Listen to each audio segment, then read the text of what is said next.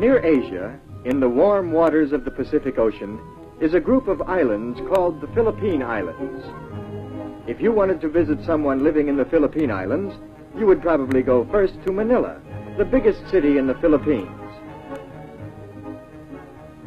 From Manila's harbor, you might walk along the busy streets into one of the city's modern shopping districts.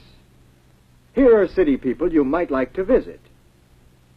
Or perhaps you'd like to go outside the city of Manila, away from its big buildings and harbor, and out to the peaceful farm countryside of the Philippines. Here one morning you might find farm people you'd like to visit. People like this man on the water buffalo. If we could spend a day with him, what do you suppose he'd tell us about the Philippines? Let's listen to him. We always get ready for work early, while the day is cool in my village. My barrio, as we call it. I see my neighbor Pablo is getting ready to go to his rice fields. He too has a water buffalo, what we call a carabao. Carabaos are used for doing heavy work, hauling loads, plowing fields and such. Although another of my neighbors, Cesar, has a modern tractor he uses in his large rice fields. Other neighbors of mine take the village bus to go shopping in the next barrio or to plantations where they work. Before I, too, go to work, I usually have breakfast at my house. I built it high above the damp ground of strong bamboo and nipa leaves which grow nearby. In our open kitchen, I see my wife Dolores is making breakfast. There is plenty of fresh fruit, papayas and mangoes from the trees around us. And we have, steaming hot rice from my rice fields, of course. My son Ramon is still asleep inside the house, but not for long. I can hear my daughter Juanita telling Ramon to wake up. Wake up, Ramon, she says. We're having a special treat for breakfast in honor of your birthday. Birthday? Ah, then Ramon remembers. Today he is 9 years old. There is to be a party for him this afternoon, and many presents. He had better not sleep late today.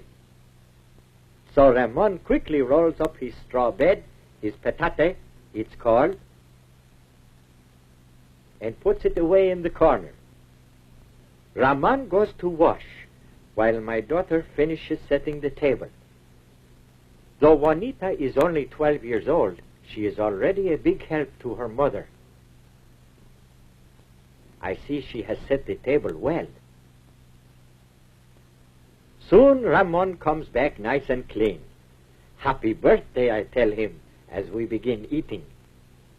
In honor of Ramon's birthday, today with our rice we are eating tuyo, a kind of dried fish.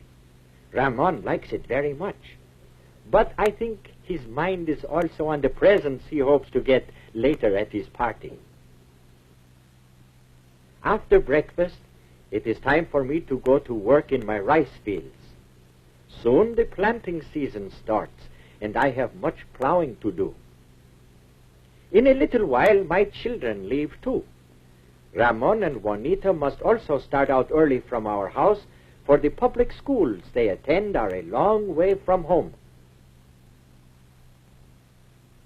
On their way, they pass our village stores, tiendas we call them, a name handed down from the Spanish, just as Ramon and Juanita's names are also Spanish. And they pass our village church. It is old, for it was built by the Spanish missionaries many years ago. At last they come to Juanita's school, the public high school she attends with her girlfriends. Before their classes begin, they like nothing better than a game of luksong lubit, what you might call jump rope. Before his classes start, Ramon likes to play too. At his elementary school, tug of war is a favorite game. Today, Ramon is the leader of his team. Later in class, Ramon is taught many subjects. One of his favorites is geography. In the classroom, English is spoken, and it is one of the main languages we use. Today, Ramon has a question about the United States. His teacher shows him the United States on the map of North America.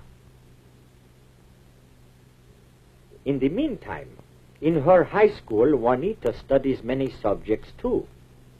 In home economics, she learns to sew fine patterns and do fancy stitching. Embroidery like this was first taught us by the Spaniards, and today it is an art many of our Philippine women are proud of. Meanwhile, my wife Dolores is finishing her shopping in our barrio.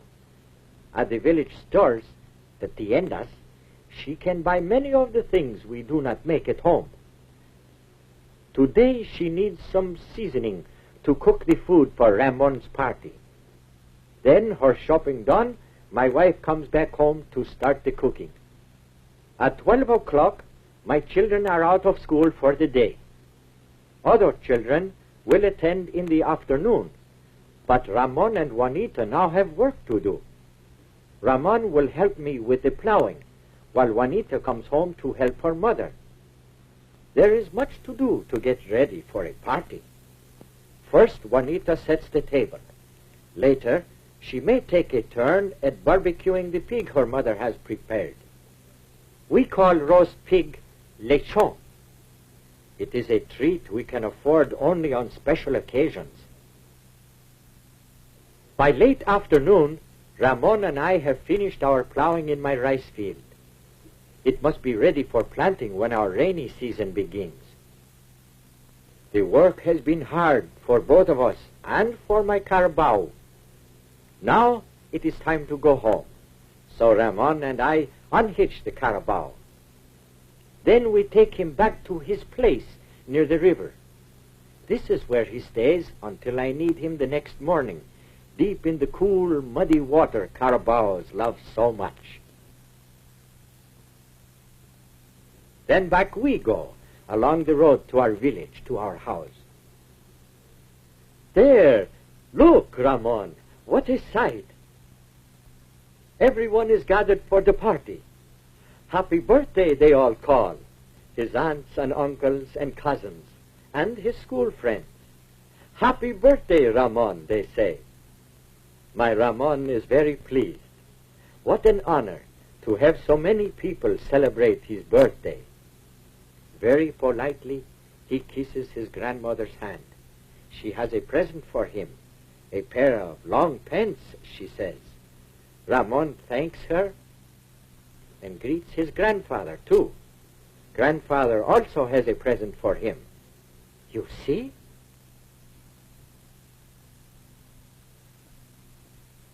A nice new shirt he brought all the way from Manila. Thank you, says Ramon.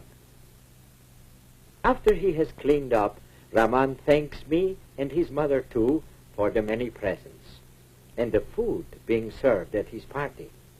Everyone enjoys eating some rice with the many delicious fruits and vegetables from our garden. And, of course, Ramon's favorite, lechon, the roasted pork. Soon it is time for dancing.